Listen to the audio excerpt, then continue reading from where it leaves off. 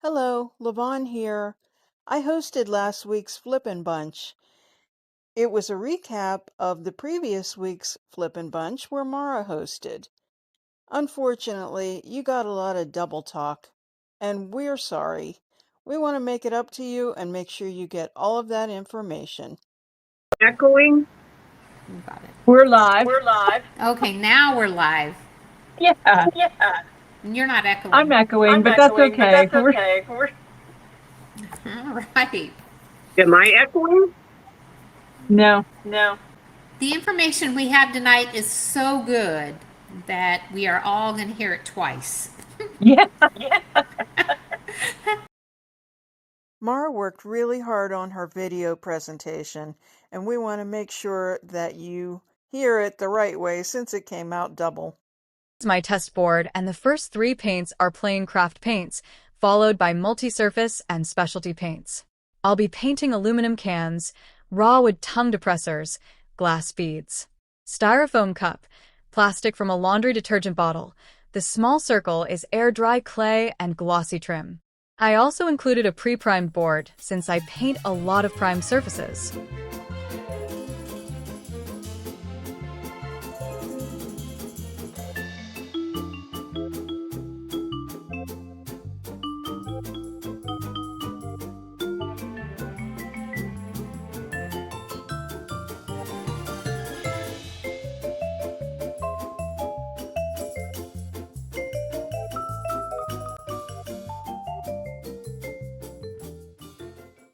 Coverage and color test. These are the results after the first layer of paint.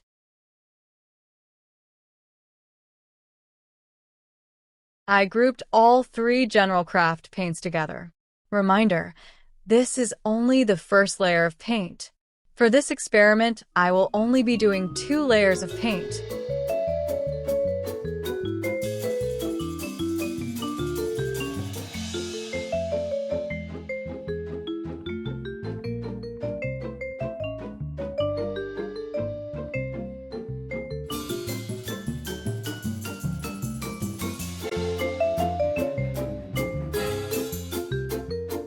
Next 3 are multi-surface paint, then the specialty paints, metallic silver and color shift paint.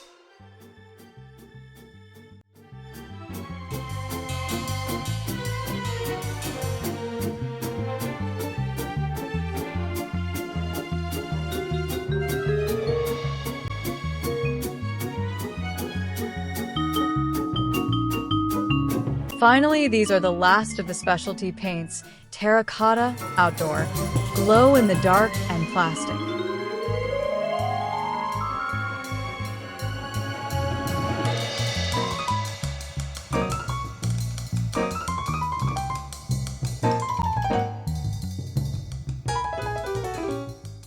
Durability and adhesion. 24 hours after the second paint application, I used a fork to test each paint for durability and adhesion.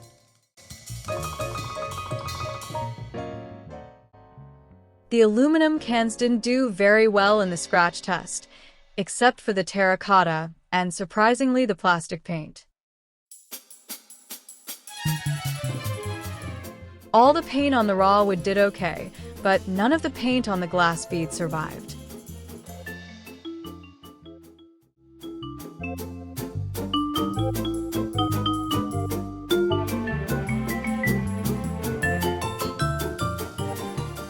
The styrofoam cup pieces were next followed by pieces of the plastic laundry detergent bottle.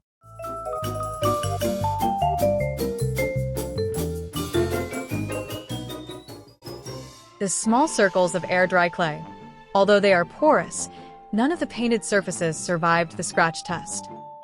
All the painted surfaces on the glossy panel did pretty good, and the primed panel surfaces didn't have any peeling paint, but you could see where the fork scratched on the surface.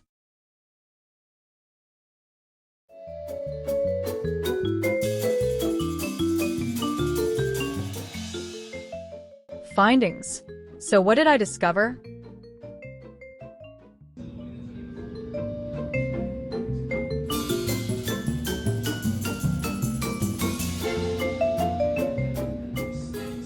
glow-in-the-dark paint.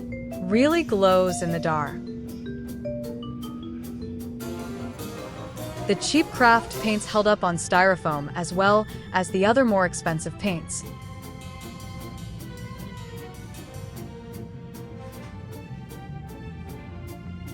The multi-surface paint didn't adhere on metal as well as the plastic paint or terracotta paint.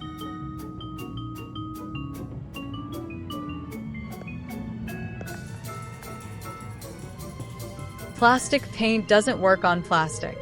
Maybe it helps if you wait the recommended 30-day cure time. Multi-surface paint and outdoor paints failed the glossy trim challenge. Additionally, outdoor paint is terrible on plastic. That's all, folks. We did have a discussion afterwards about cure time, and then Dar did some further research. Here's what she discovered. What if I'm using cheaper craft paints? How long should you wait before doing a scratch test? If a top coat of polyacrylic is applied on the craft paint, how long should you wait? Craft paints like Apple Barrel, Craft Smart, Folk Art, etc. generally take longer to develop good scratch resistance than higher quality furniture paints because they contain less binder and more filler. Even when dry, they can remain relatively soft for a while. Craft paint dries in 1 to 2 hours. Craft paint plus polyacrylic dries in 2 to 4 hours. Craft paint without a top coat. If you're evaluating the paint itself, wait at least 2 weeks. 30 days is even better. Testing after only a few days can make the paint seem weaker than it really is because the acrylic binder is still hardening. Craft paint with polyacrylic. The polyacrylic becomes the wear surface, but the paint underneath also needs time to harden. 7 days is a reasonable time for an initial scratch test, but if you just want to see if the finish is usable. But 21 to 30 days is the best time for true durability test. By then, both the paint and the polyacrylic have had time to cure. An important point, if you're comparing paints in a YouTube video or blog, make sure every sample is tested at the same cure time. For example, test every sample after 30 days or after 7 days. Otherwise, differences in curing time can make one paint appear much weaker or stronger than another, even if the paint isn't actually better. For furniture, AI generally recommends waiting 30 days before performing a serious fingernail scratch test, regardless of whether you're using chalk paint, craft paint, or polyacrylic. That gives the finish the best chance to reach its intended hardness and provides the fairest comparison. Mara said in all fairness that she didn't wait 30 days to test. She also shared that she uses craft paint sometimes to tint other paints, such as chalk paint. We discussed all the different brands that are under the Plaid name. Mod Podge for one, and also Bucilla, which is needle art, yarns and such. And then also Apple Barrel paint, and also the Folk Art brand. Apple Barrel is less expensive, and it is a little bit thinner than the Folk Art brand. I compared gallery glass paint to regular craft glass paint. This is gallery glass. So you can buy these strips that simulate lead. They have adhesive on them, and you just apply them.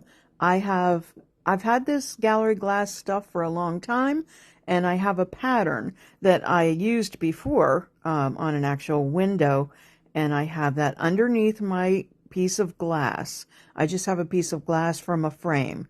So I'm just applying this leading, which is super easy to do. You just want to make sure you get the seams right. And now as I'm reviewing this, if I recall correctly, where those intersections are, you can use some of the black paint or the leading. You can buy the leading in the bottle, which I'm attempting to do here. And then you can put a little dot at those seams, and it kind of looks like real leaded glass. So here's the thing. As I mentioned, this product is really old, so it's separated. I didn't go out and buy new gallery glass for this test. I've used it before, so I'm able to kind of work with it and tell you. But so I'm squeezing that out of the bottle, and my recommendation is, I love this product. It's great, but I don't use old product because it will separate. The instructions tell you not to shake it. So I still did because it was just so separated. Essentially, I feel like what gallery glass paint is paint mixed with glue, or glue with a sort of colorant.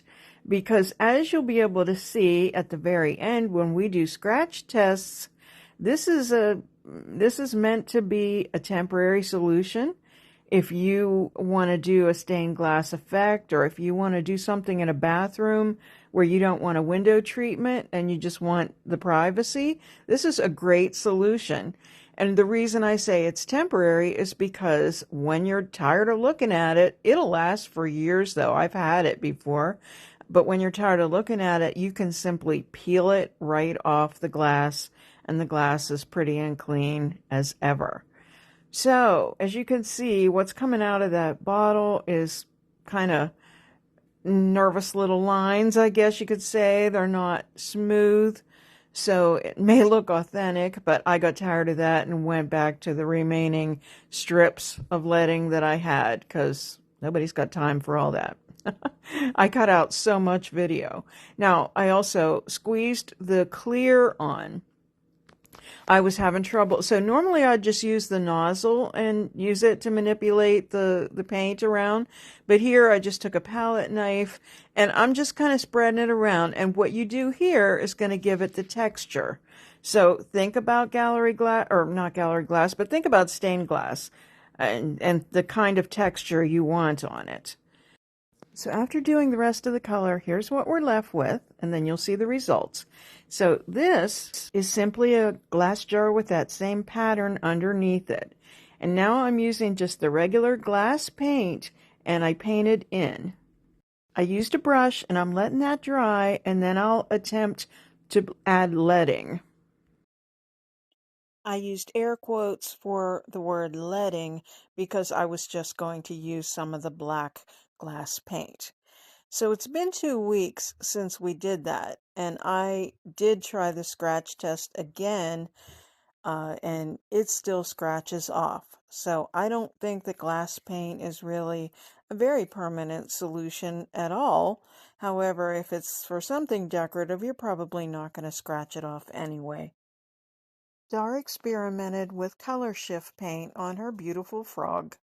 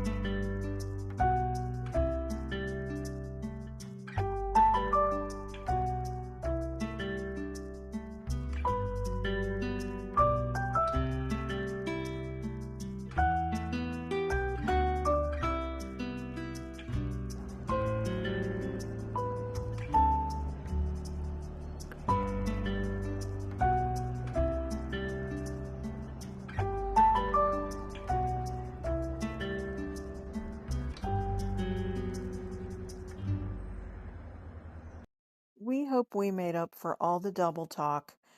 We're working really hard to find out what's causing the problem, and we think we're getting close.